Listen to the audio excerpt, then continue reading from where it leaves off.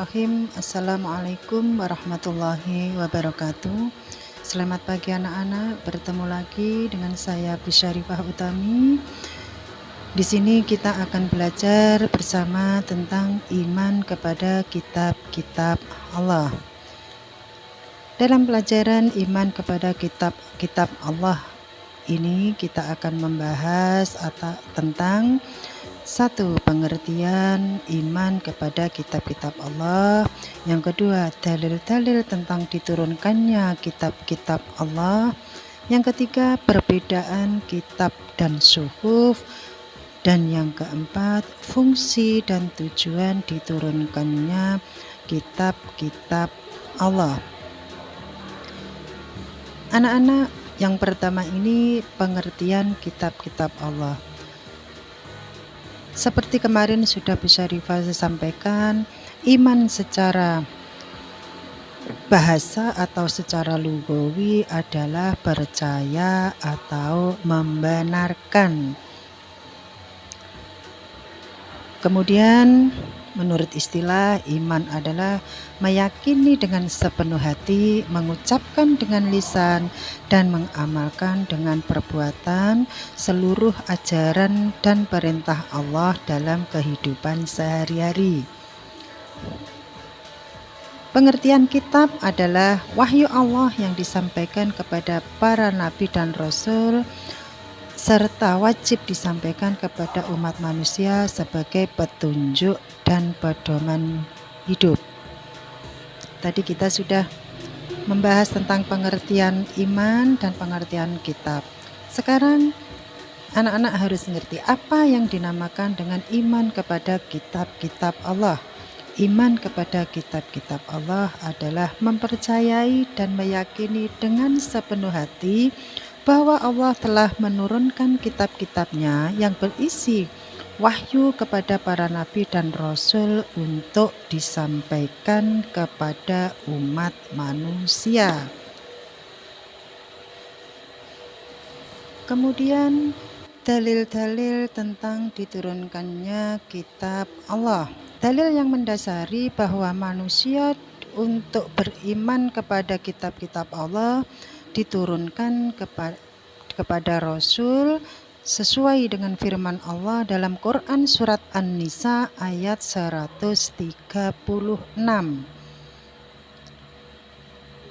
yang berbunyi, Ya ayyuhalladzina amanu aminu billahi wa rasulih wal kitabil ladzi nazzala ala rasulih wal kitabi alladzi anzala min qabl wa may yakfur billahi wa malaikatihi wa kutubihi wa rusulihi wal yaumil akhir faqad dhalla dhalalan ba'ida.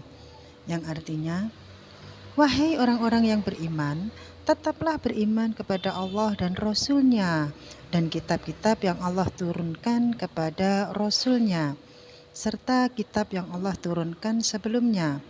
Barang siapa yang kafir kepada Allah, malaikat-malaikatnya dan kitab-kitabnya, rasul-rasulnya dan hari kemudian, maka sesungguhnya orang itu telah sesat sejauh-jauhnya.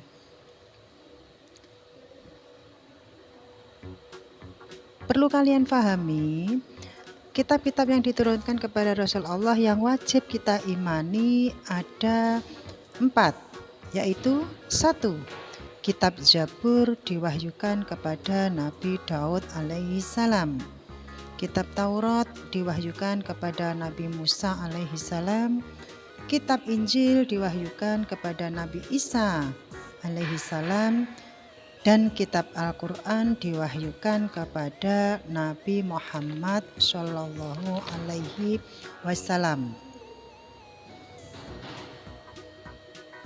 Sekarang kita lanjutkan pada perbedaan antara kitab dan suhuf. Kitab ialah wahyu Allah yang disampaikan kepada para nabi dan rasul Allah dan wajib disampaikan kepada umat manusia sebagai petunjuk dan pedoman hidup. Sementara itu, suhuf adalah wahyu yang disampaikan kepada Rasul, tetapi tidak wajib disampaikan kepada manusia. Berikutnya yang ketiga yaitu fungsi dan tujuan kitab Injil diturunkan kepada Nabi Isa alaihi salam. Kitab yang diturunkan oleh Allah kepada Nabi Isa alaihi salam adalah kitab Injil. Kitab ini diturunkan oleh Allah kepada Nabi Isa putra Maryam. Kitab Injil ini berisi tentang perintah untuk mengesahkan Allah atau mempercayai adanya Allah yang satu dan menghapus sebagian hukum yang ada pada kitab Taurat. Kemudian fungsi dan tujuan Al-Quran diturunkan kepada Nabi Muhammad adalah Al-Quran sebagai kitab suci terakhir, isinya meliputi kitab-kitab terdahulu dan melengkapi aturan-aturan yang belum ada. Pada dasarnya, kitab-kitab Allah sebelum kitab Al-Quran diturunkan kepada Nabi Muhammad seperti anak sungai yang mengalir menuju satu aliran yang besar. Kemudian dari sungai besar itu mengalir menuju samudra yang luas. Jadi, risalah Nabi Muhammad mencakup seluruh aspek yang ada dalam kitab-kitab sebelumnya. Kitab Al-Quran ini berisi tentang akidah, syariah, dan muamalah. Anak-anak, pada kesempatan kali ini sampai di sini dulu ya penjelasan dari Ibu. Semoga ilmu yang kita dapatkan pada pagi hari ini bisa bermanfaat bagi kita semua. Terima kasih. Wassalamualaikum warahmatullahi wabarakatuh.